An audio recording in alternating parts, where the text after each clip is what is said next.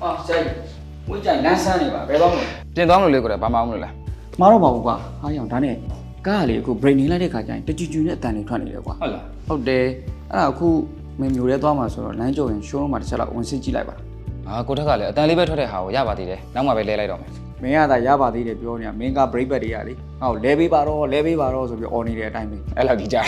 ဟုတ်ပြောတာမင်း break back တွေဆိုတာအချိန်တိုင်းဒါလဲပေးရတဲ့ပစ္စည်းတွေပါဒါကိုမင်းကမလဲပေးနဲ့အချိန်ကြာကြီးဆက်သုံးနေမယ်ဆိုရင်ဒါမလိုလားအဲ့တဲ့ပြဿနာကြီးဖြစ်လာနိုင်တာမဟုတ်ကွာ ဘာဖြစ်မှမလို့လဲကိုထက် ဟာဘာဖြစ်ရမှာလဲကွာအခုလိုမျိုးပဲပေါ့ brain နေလိုက်တဲ့ခါကျရင်ပုံမှန်မဟုတ်တဲ့တကြီးကြီးအတန်းတွေကြားလာရမယ်ပြီးတော့ break ကပုံမှန်လို့မမိတာဒါအပြင်ကွာလုံးဝမမိတာတွေဖြစ်လာနိုင်တယ် ဟုတ်လား အဆိုးဆုံးကတော့ဒီ break back တွေမကောက်ဘူး break တွေပါပျက်စီးပြီးတော့မင်း RDK ပုတ်ခွန်လာနိုင်တယ် အဲ့ဆိုလို့ရှိရင်လည်းမျိုးလဲသွားတဲ့ခါကျလို့ရှိရင်သွားစစ်ပြီးတော့တခါလေးလဲလိုက်တော့မယ်ကိုထက်ရေပတ်စံတော့အကုန်မခံနိုင်တော့သွားပြီလားသား Okay ပါဒါမိတ်ဆွေတို့ရဲ့ကားတွေမှာရော brain နေလိုက်တဲ့အခါတိုင်းပုံမှန်မဟုတ်တဲ့အတန်တွေကြားနေပြီလားဒါဆိုရင်တော့အချိန်မဆွဲပဲနေစက်ရ Suzuki showroom တွေမှာအမြန်ဆုံးတွားရောက်ဆေးဆေးဖို့အတွက်အကြံပြုလိုက်ပါရစေခင်ဗျာ